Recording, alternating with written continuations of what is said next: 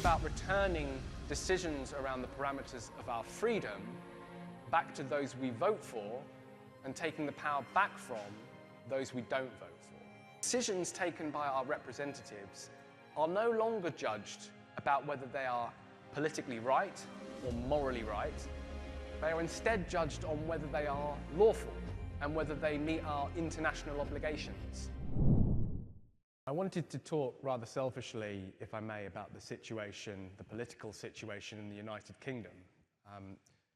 Jacob mentioned in his introductory remarks that it has for a long time been politically forbidden to talk about reforming the UK Human Rights Act or to interfere with our relationship with the European Convention. But I think the UK is interesting precisely because I think that situation is changing.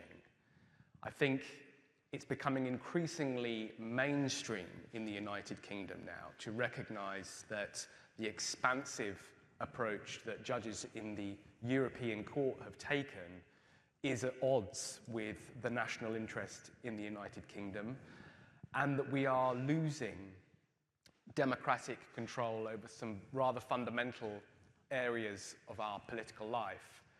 This has been most crystallized, I think, recently with the decision relating to the Conservative Party's Rwanda policy. For those of you that don't know, the Conservative Party, whilst they were in power, formulated a policy which has largely reflected policies that had been adopted by other countries and has since been adopted by other countries within the EU, to deport or to remove asylum seekers to a safe third country prior to their application for asylum being determined. And that safe third country was Rwanda, set up under a bilateral agreement. And as Jacob hinted at in his introduction, a judge at the European Court of Human Rights took an interim measure to stop those flights to Rwanda taking off because there was a risk of the rights of the migrants on that plane having an interference with their convention rights. And effectively what that did was stop a democratically elected, a democratically passed policy of the UK government from being enacted. And I think that was a moment of quite dramatic sea change in the discussion in the United Kingdom. Flash forward a couple of years, and you now have some rather mainstream figures in the United Kingdom coming out and saying that something about our relationship with Strasbourg needs to change. And most recently, this was encapsulated by Jack Straw, who, for those of you who don't know, was the new Labour Home Secretary who was key to bringing the Human Rights Act into our law in 1998 under Tony Blair. So it was a significant moment for him to come out and say that the European Court of Human Rights had gone too far, was interpreting rights too broadly, and that something needed to change, and would not even rule out the possibility of leaving the convention entirely. It's not just Mr. Straw, though. We now see some mainstream commentary in the UK, particularly amongst lawyers and particularly liberal supporters of the Act, recognizing that, particularly in the context of Article 8 and the right to a private life, something needs to change. So the UK is an interesting context. It's worth remembering that Keir Starmer's government is going to be facing off against Reform, the Reform being a populist right-of-centre or right-wing party in the United Kingdom.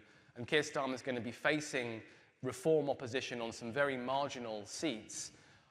And Reform MPs will probably be arguing for the UK to leave the convention entirely.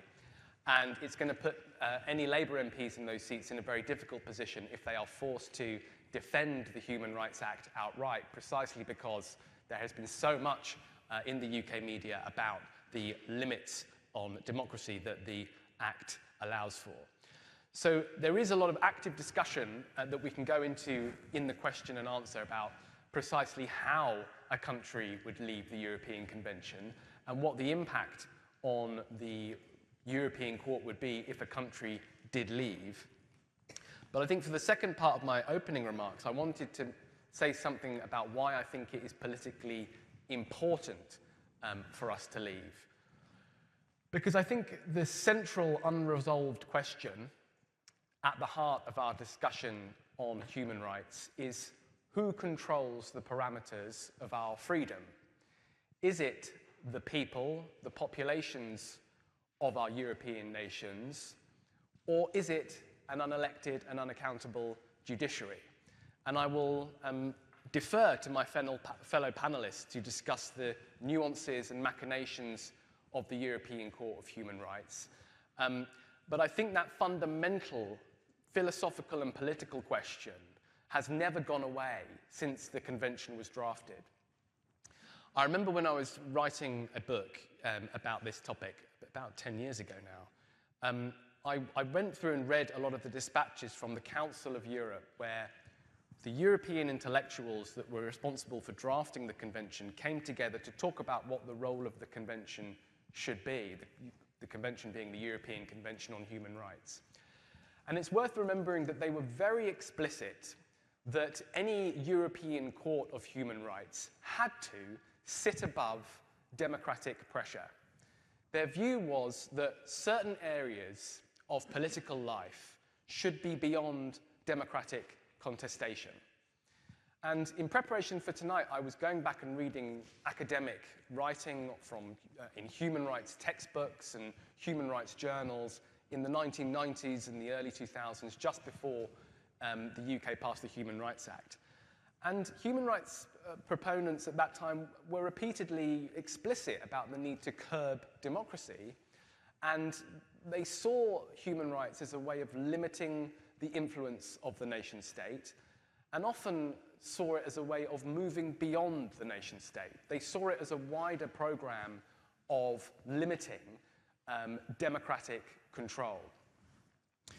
And I think why leaving the convention is important is that we would, in a small way, strike a blow to that mode of governing.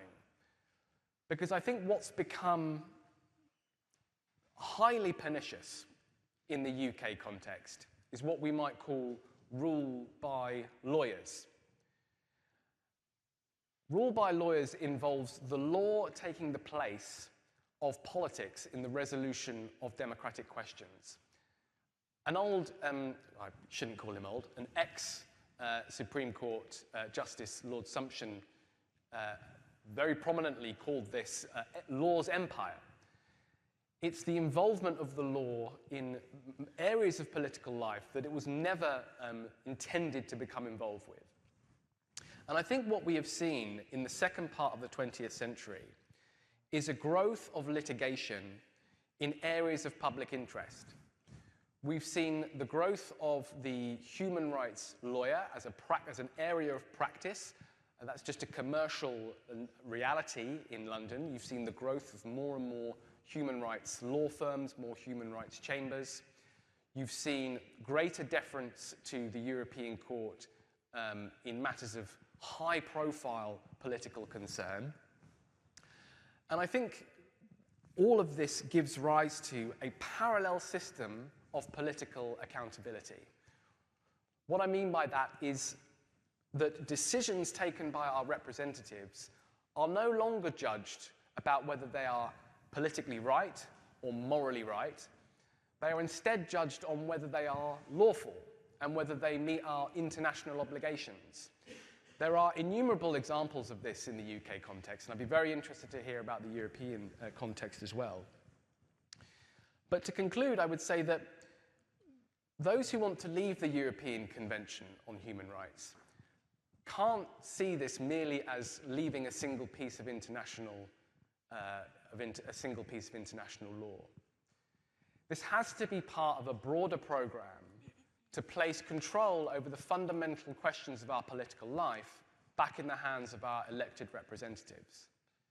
This is about returning decisions around the parameters of our freedom back to those we vote for and taking the power back from those we don't vote for. That needs to be the broader political project that is entailed by leaving the European Convention. It's no longer a legal question, it's fundamentally a political one.